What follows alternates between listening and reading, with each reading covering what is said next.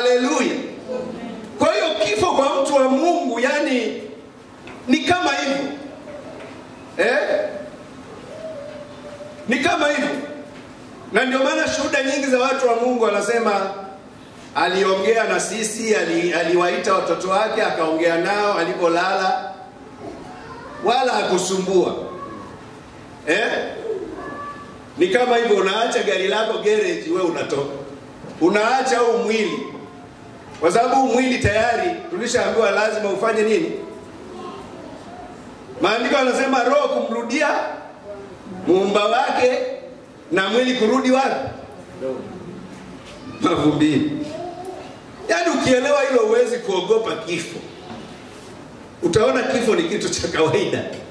Ndio maana Mtume Paulo anasema kwangu mimi, haleluya, sijui kwako, kwangu mimi kuishi ni Kristo. Yaani kama nitaendelea kuishi hapa duniani na mwili huu wenye magonjwa na nini, nitaendelea kumtukuza Kristo, nitaendelea kumtumikia Kristo. Lakini kama ikatokea Mungu ameamua kuniita kwenda kwake, ni faida. Kwa sababu mmoja miongoni mwa watakatifu ambao watakuwa wameshinda na kuingia mbinguni, na mimi nitakuwa mmoja wapo. Kama ilivyokuwa kwa Stefano. Mbingu zitashangilia kwamba kuna shujaa mmoja akatoka ulimwenguni, amesha panda huku, amerudi nyumbani. Jina la Bwana libarikiwe. Haleluya. Lakini uthibitisho mwingine, unajua Mungu yudago. Kwa hiyo ile siku ya kwanza maandiko yanatuonyesha kwamba wakakuta ameanguka huyo Dagoni, wakamsimamisha Mungu wao. Walipomsimamisha siku ya pili, wakakuta ameanguka, kichwa shingo imekatika na mikono imekatika. Mungu atusaidie sana. Haleluya. Jina la Bwana libarikiwe. Kwa hiyo tunaona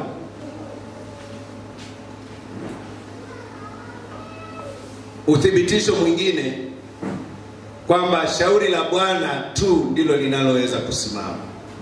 Kwa hiyo ikawafanya watu watambue Mungu wa kweli ni upi, kama ilivyokuwa wakati wa Elia pia. Watu wakajua Mungu wa kweli ni upi, Mungu ajibuye kwa moto. Na ile miungu mingine ya Baali ambayo walikuwa wanaiabudu ikaonekana haina uwezo na nguvu yoyote. Bwana asifiwe sana. Haleluya. Huo ni uthibitisho mwingine ya kwamba shauri la Mungu ndilo linalosimama. Yaani ujumbe wangu ni rahisi sana. Ni shauri la Mungu kusimama katika maisha yangu na kusimama katika maisha yako, kama ilivyokuwa kwa watu ambao tumesoma habari zao. Lakini pia tunaona shetani alishindwa kwanza kule mbinguni. Kusoma kwenye Ezekieli 28:16 baada ya mpaka 17, baada ya moyo wake kuinuka akatupwa chini, akashushwa. Ufunuo 12:7-8 pia inaonyesha jinsi shetani alivyoshindwa. Lakini tumeshaona shetani pia alishindwa pale bustanini. Shauri la Bwana likasimama bustanini Edeni. Lakini tunaona shetani pia alishindwa pale msalabani. Na kabla ya msalabani alishindwa kule nyikani alipoenda kumjaribu Yesu. Kwenye ile Mathayo 4:1-11. Alishindwa. Maandiko yanasema majaribu yake yote aliyompa Yesu akufanikiwa hata moja. Na baada ya kushindwa, maandiko yanasema akaondoka, akamwacha Yesu. Akakosa cha kufanya. Kwa hiyo na hapo shauri la Bwana likasimama. Haleluya. Lakini pia pale msalabani tunaona pia shetani alishindwa vibaya sana. Kwa sababu hata wale ambao walikuwa upande wake wakapata ufunuo wa kutoka kwake. Unakumbuka siku ile Yesu anasulubishwa, kuna watu wawili waliamini baada tu ya damu ya Yesu kumwagika. Yesu alipokuwa msalabani, damu yake inaendelea kumwagika, aliweza kuamini kati ya wale wahalifu wawili. Shetani pia akashindwa katika wale wahalifu wawili. Badala ya kwenda nao jehanamu wote wawili, mmoja akaokolewa. Badala ya kwenda kuzimu, akaenda paradiso. Haleluya. Jina la Bwana libarikiwe. Lakini pia kuna akida ambaye alisimamia kile kikosi. Maandiko yanasema alimkiri Yesu, akasema hakika huyu ni mwana wa Mungu. Baada ya kuona yale yaliyotokea, akaona hiki kifo cha Yesu hakikuwa cha kawaida, akamkiri Yesu.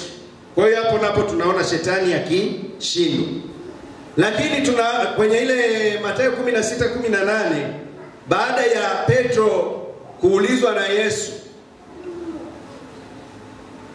kwamba yeye wanamtambua kama nani, Petro alipojibu sawa sawa, Yesu akamwambia Mungu amekufunulia, ndio maana umeweza kujibu sawa sawa. Na akamwambia katika mwamba huu nitalijenga kanisa langu, na milango ya kuzimu haitalishinda, haitaliweza. Kwa hiyo tunaona shetani pia alishashindwa kwa kanisa. Lakini shetani pia atashindwa wakati wa dhiki kuu. Baada ya kanisa kunyakuliwa, kutatokea dhiki kuu. Na wakati huo pia atafanikiwa kudanganya watu wengi sana, kwa sababu atafanya ishara na maajabu ya uongo, hata kuagiza moto ushuke kutoka mbinguni. Na wakati wa dhiki kuu itakuwa vigumu sana kwa watu wa mataifa kuweza kushinda, kwa sababu watu wa mataifa wamewekewa kipindi hiki tu cha neema. Lakini shetani atashindwa wakati huo kwa sababu ya watu wa Mungu, taifa la Israeli, ambao wao walikuwa bado hawajaamini kwamba Masihi alishakuja. Walikuwa wanategemea kwamba atakuja Masihi mwingine, yani wanaendelea kumtarajia Masihi mwingine. Lakini hapo napo pia wakati wa dhiki kuu tunaona shetani atashindwa. Kwenye Ufunuo sura ya 12 mstari wa 11 anasema hivi: nao wakamshinda kwa damu ya mwana kondoo na kwa neno la ushuhuda wao, ambao hawakupenda maisha yao hata kufa. Kwa hiyo tunaona hata wakati huo wa dhiki kuu pia, pamoja na kwamba mpinga Kristo atatumia nguvu kubwa za udanganyifu wa miujiza, na wale watakao kataa kupigwa chapa yake ya mpinga Kristo atawaua, lakini bado Wayahudi watakataa, watasema Mungu wa kweli tunayemjua sio wewe, sisi tunamjua Mungu wa kweli. Kwa hiyo hapo napo shetani atafanya nini? Atashindwa na udanganyifu wake. Mungu atusaidie sana. Haleluya. Jina la Bwana libarikiwe.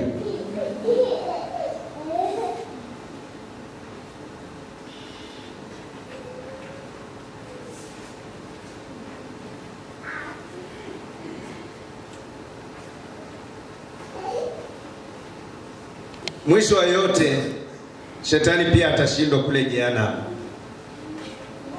Kwenye ile Mathayo 25:41 anasema, anawaambia wale ambao waliungana na shetani, anasema nendeni kwenye moto wa jehanamu aliowekewa Ibilisi na malaika zake.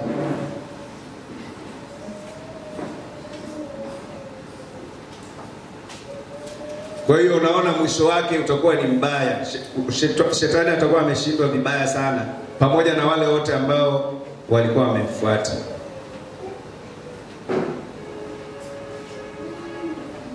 Jina la Bwana libarikiwe. Haleluya. Farao na majeshi yake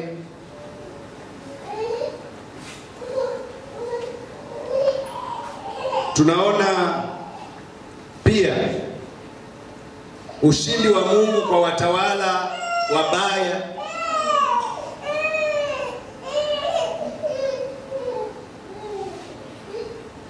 na wenye nia mbaya, kama ambavyo tunaona jinsi Mfalme Nebukadneza alivyoweza kushindwa vibaya na kiburi chake, na Mungu akamsaidia akaweza kurejea katika hali ya unyenyekevu ambayo Mungu alikuwa ameikusudia kwa ajili yake.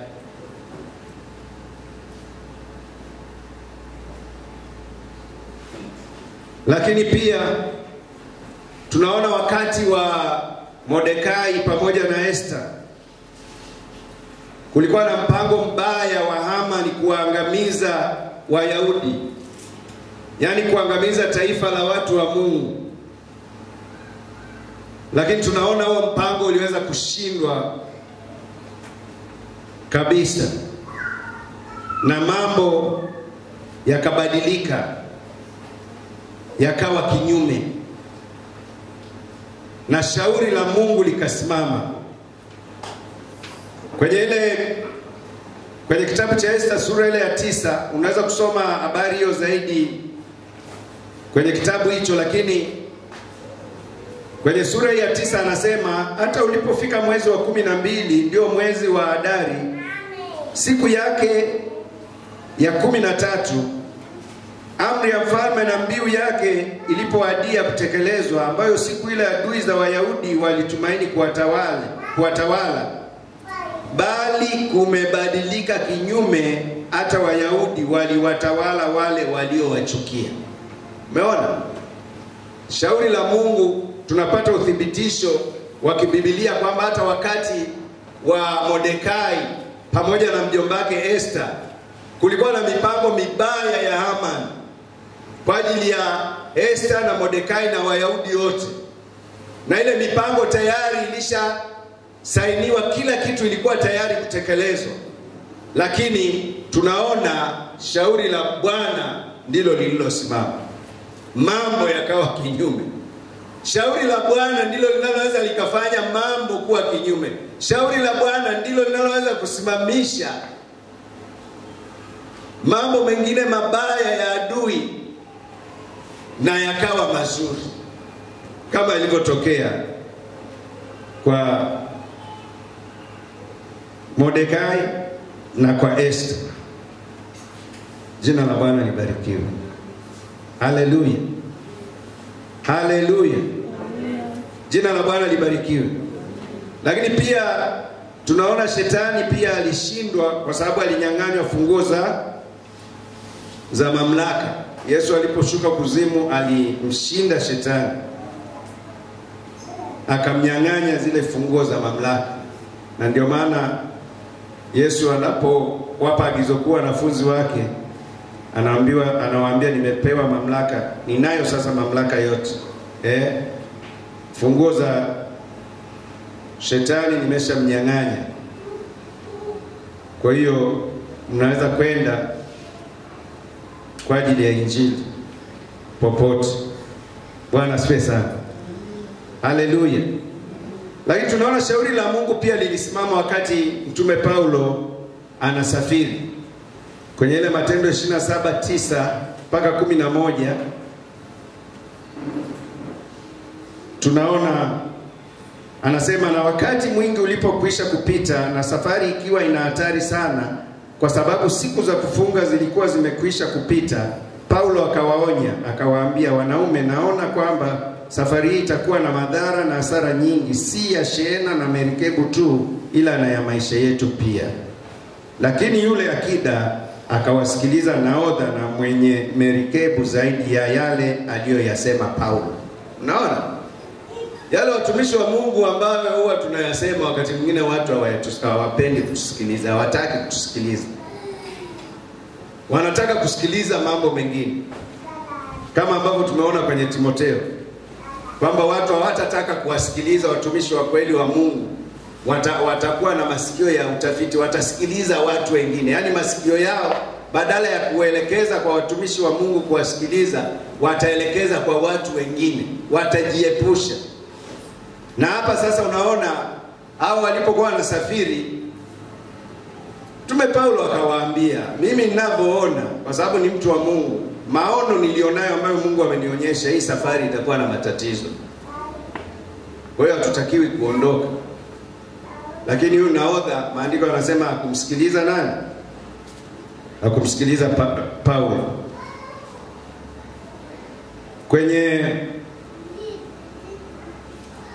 Kwenye ule mstari wa 13 mpaka 15 tunasoma tena. Anasema hivi: na upepo wa kusi ulipoanza kuvuma kidogo, wakidhani ya kuwa wamepata walioazimu kupata, wakang'oa nanga, wakasafiri karibu na Krete, pwani kwa pwani. Baada ya muda mchache ukavuma upepo wa nguvu wa namna ya tufani uitwao Eurakilo. Merikebu iliposhikwa na kutoweza kushindana na upepo, tukaiacha tukachukuliwa. Unaona? Kiendelea, unaona kilichotokea sasa baada ya wao kukataa. Kwenye ule mstari wa 18 mpaka 20 pia tunasoma hivi: na kwa maana tulikuwa tukipigwa sana na ile tufani, siku ya pili yake wakaanza kuitupa shehena baharini. Siku ya tatu wakatupa vyombo vya merikebu kwa mikono yao wenyewe. Maana walikuwa wanajifanya wagumu kuelewa. Jua wala nyota hazikuonekana kwa muda wa siku nyingi, na tufani kuu ikatushika, basi tukakata tamaa ya kuokoka. Unaona? Mtume Paulo anaelezea hiyo hali iliyotokea, yeye mwenyewe anasema tukakata tamaa ya kuokoka. Kumbe hata unapokata tamaa ya kuokoka, shauri la Bwana litasimama. Haleluya. Jina la Bwana libarikiwe. Sikiliza sasa mstari wa 22 mpaka 25. Anasema hivi: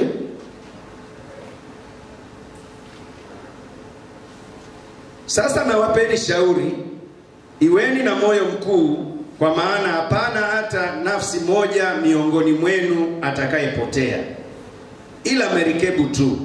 Kwa maana usiku huu wa leo malaika wa Mungu, yule ambaye mimi ni wake, naye ndiye nimwabuduye, alisimama karibu nami, akaniambia, usiogope Paulo.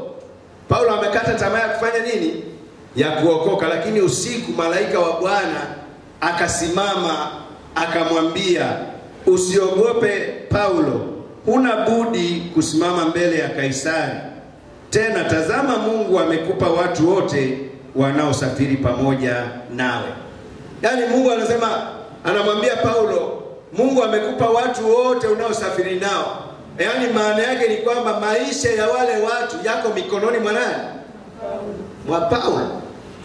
Hata wale ambao walimkataa, hata wale ambao walikuwa hawamsikilizi. Lakini hapa anaambiwa ya kwamba maisha yao watu yapo mikononi mwake. Jina la Bwana libarikiwe. Haleluya.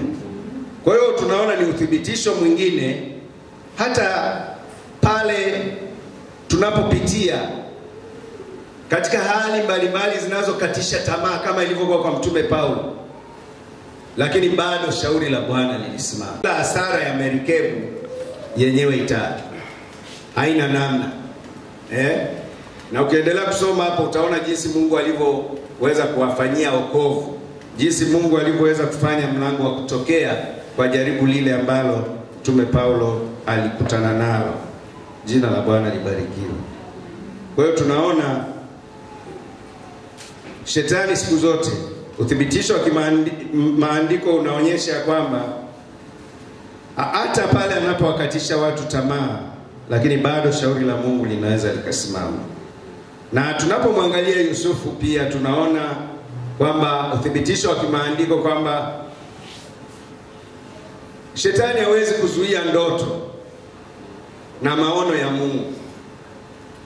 Yaani kwa mtu yeyote mwenye maono ya Mungu, mwenye ndoto za Mungu, shetani hawezi kuzuia.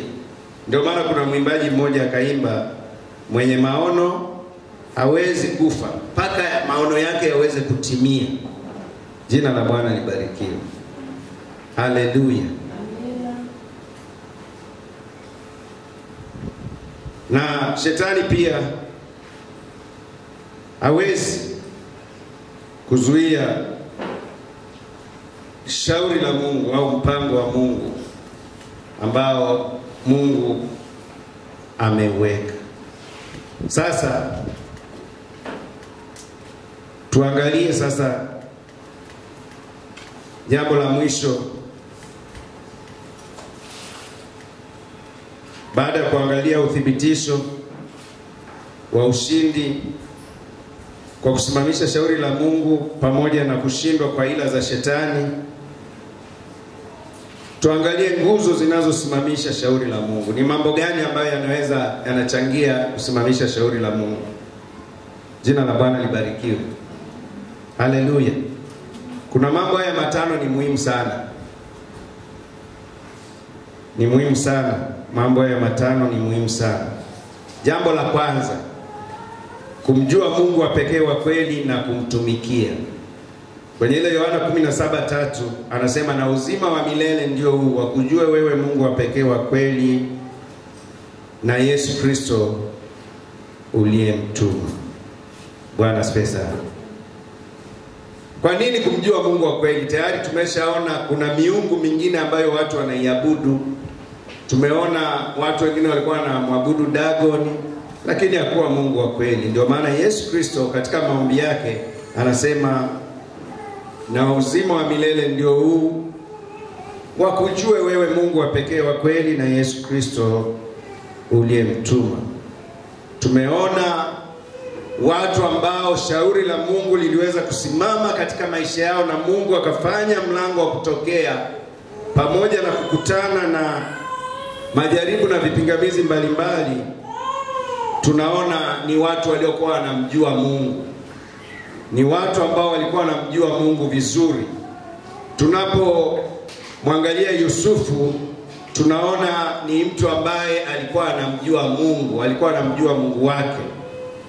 Lakini tunapomwangalia Daudi pia, alipoenda kumwangusha Goliathi, ni mtu ambaye alikuwa anamjua vizuri Mungu wake.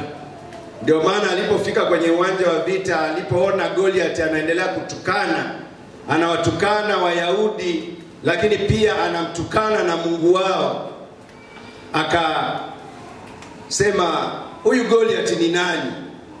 Hata anavuka mipaka mpaka anamtukana hata Mungu aliye hai.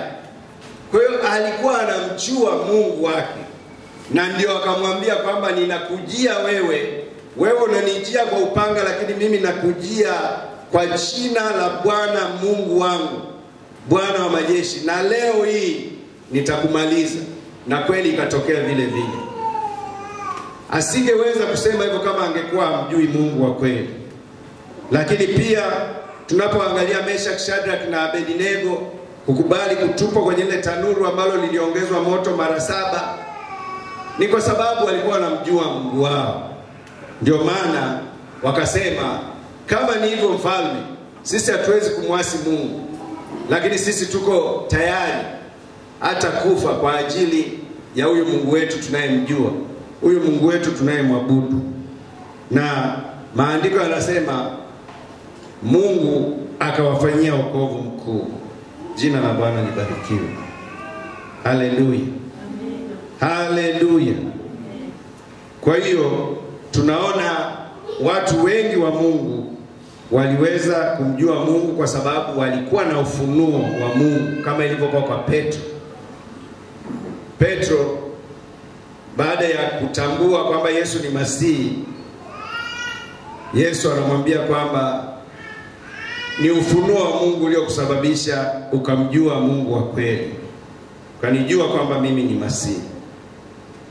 Na tunaona watu wote wa Mungu ambao waliweza kufanya vizuri katika maisha yao ni kwamba waliweza kujaribiwa, walipitia kwenye majaribu, na yale majaribu hayakuwaangusha bali yaliwathibitisha kwamba wao kweli ni watu wa Mungu, ni watu walio upande wa Mungu. Lakini jambo jingine la pili ni kuelewa uwepo wa shetani na mipango yake mibaya. Tunaona Mfalme Herode alikuwa na mipango mibaya kwa ajili ya Yesu ya kumwangamiza. Lakini tunaona hila yake, anawadanganya mamajusi. Lakini Mungu akawafunulia mamajusi, akawaonya, akawaonya katika ndoto kwamba wasirudi tena, wasimrudie Herode, kwa sababu lengo lake sio zuri, lengo lake ni baya. Kwa hiyo hawa mamajusi wasingekuwa wamepokea hiyo ndoto kutoka kwa Mungu, wasingejua wasingeelewa utendaji kazi wa shetani.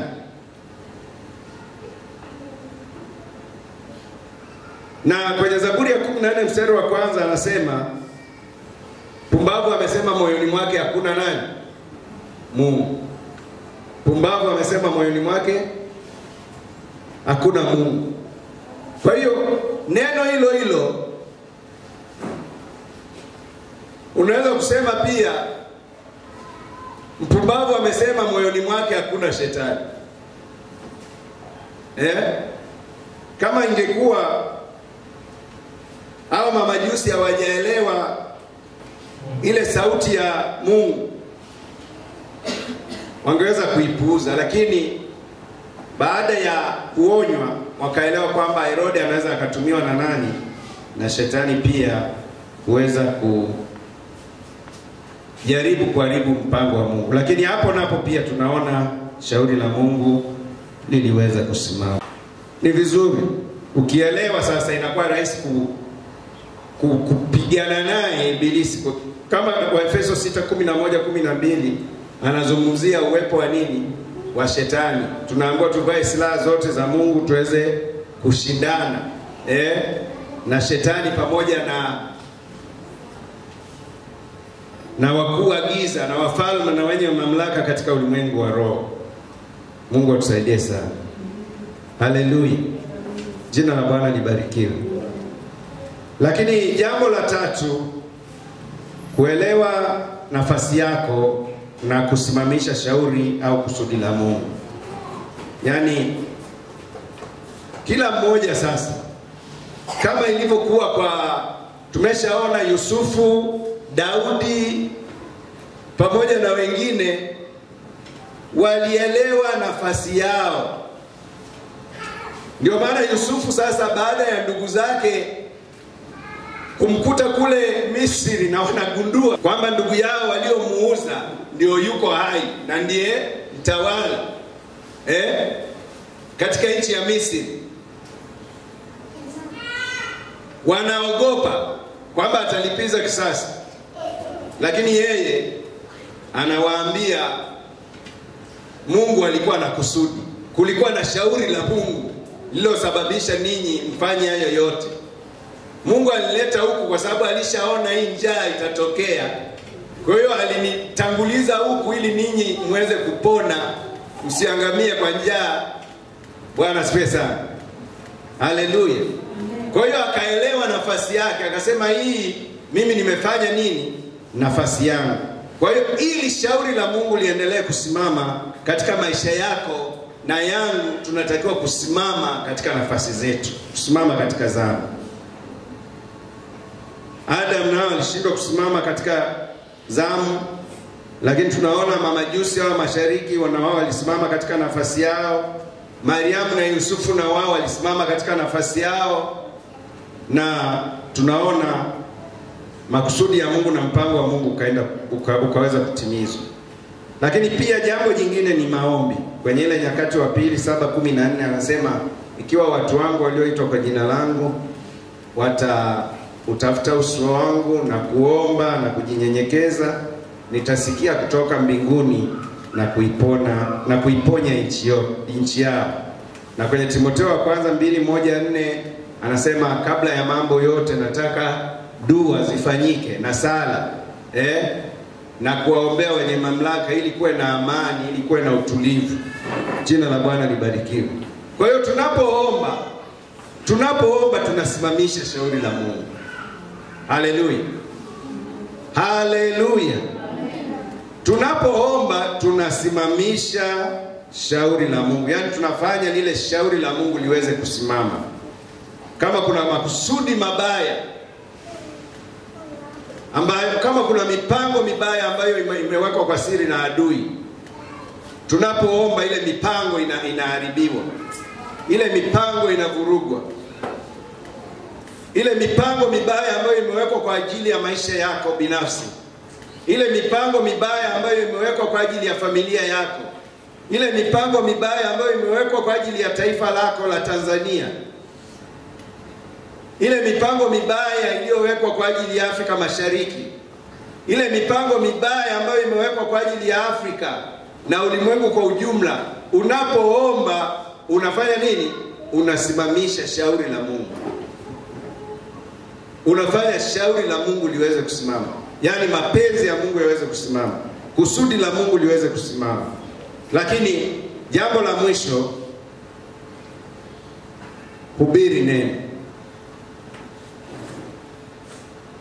Kwenye Timotheo wa pili 4:1-4 Mtume Paulo anamwandikia Timotheo, anamwambia lihubiri neno. Onya, kemea, karipia kwa mamlaka ulio nayo. Mtu awaye yote asiudharau ujana wako. Mungu atusaidie sana. Na tunapohubiri neno la Mungu, kwenye Isaya 55:11 anasema neno la Mungu litafanikiwa na kutimiza makusudi yake. Haliwezi kushuka bure. Kwenye Zaburi 107 mstari ule wa 20 anasema, ulituma neno lake na kuwaponya, kuwatoa katika maangamizi yao, yani kuwatoa katika udhia. Jina la Bwana libarikiwe.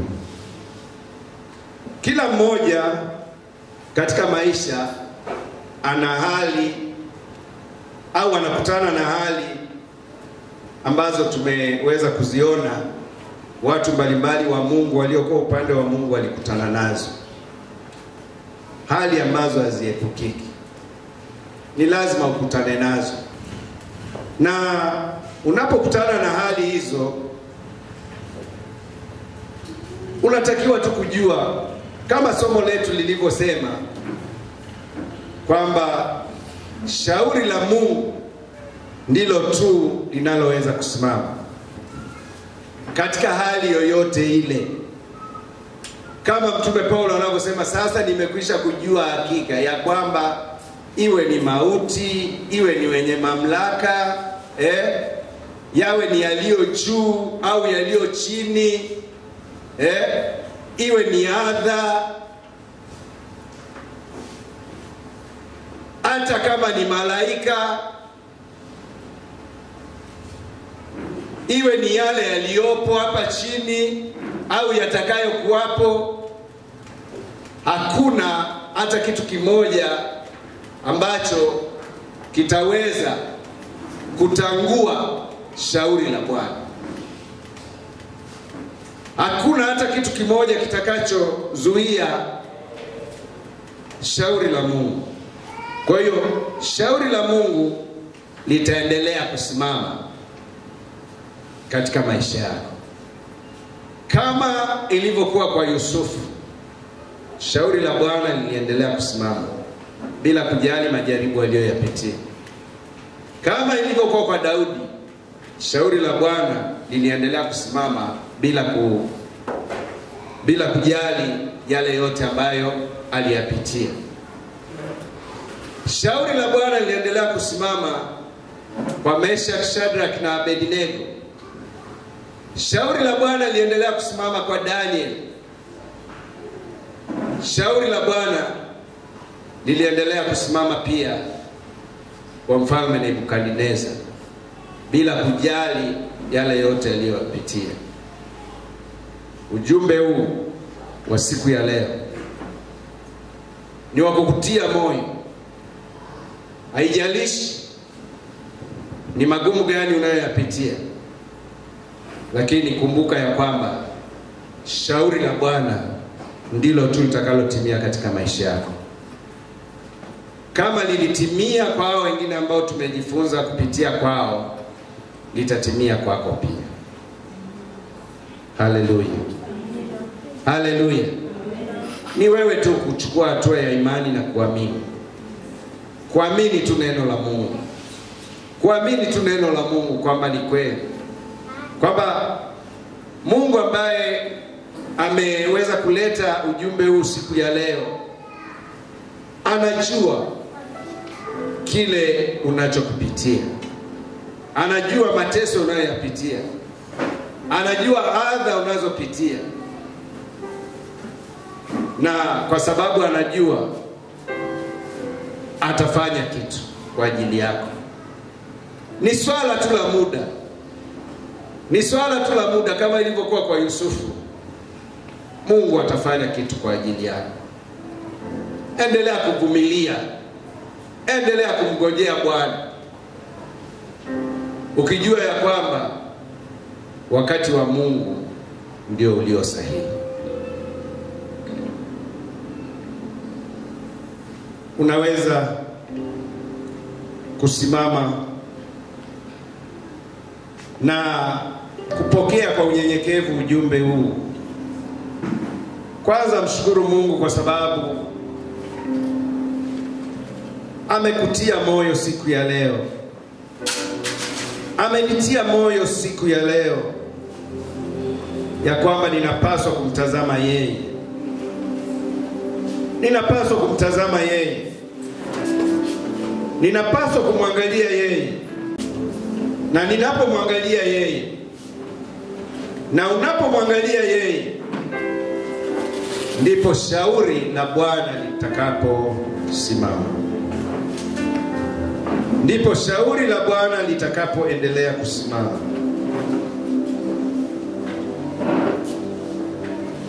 Pamoja na ila nyingi, shauri la Bwana ndilo tu litakalosimama.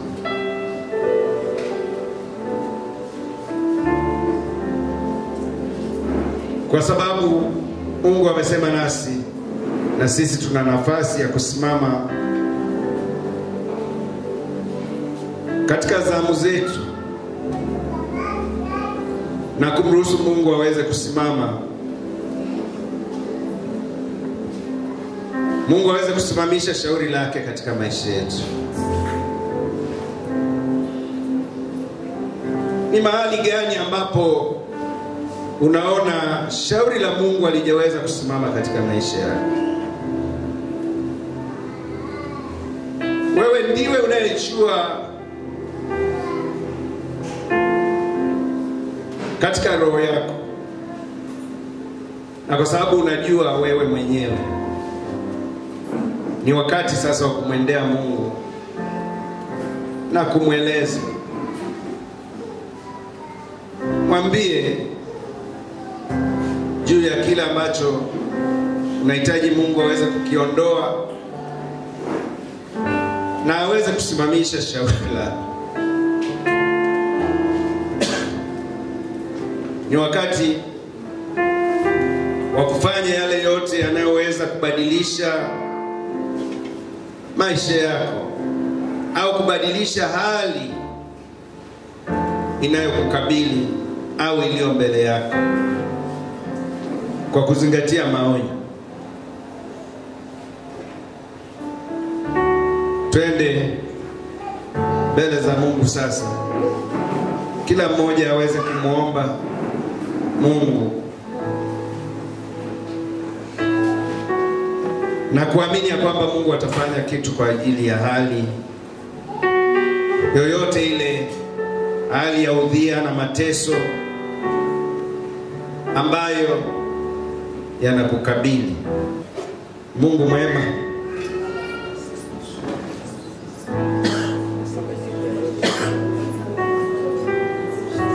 tunasema asante kwa jinsi ambavyo Mungu umekuwa mwema kwetu, kwa kututia moyo siku ya leo ya kwamba pamoja na hali mbalimbali tunazokabiliana nazo, lakini wewe bado Mungu kwamba uko pamoja nasi. Hata pale watu wako tunapokabiliana na kukutana na hali mbalimbali na kufikiri ya kwamba pengine Mungu umetuacha, siku ya leo umetukumbusha ya kwamba wewe uko pamoja nasi. Hujatuacha wala kutupungukia kabisa, na kwamba uko pamoja nasi siku zote hata ukamilifu wa dahari, na kwamba shauri lako tu ndilo linaloweza kutimia kwa watu wako. Ninaomba shauri lako na mapenzi yako kwangu yakaendelee kutimizwa. Ninaomba pia shauri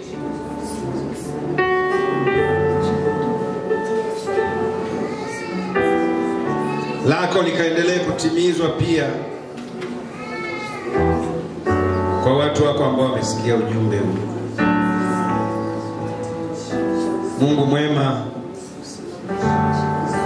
tunakushukuru. Mungu mwema, tunasema asante kwa sababu neno lako ni kweli. Litatokea kama ulivyosema. Kama ulivyosema itatokea sawa sawa na neno lako. Itatokea kama neno lako lilivyo.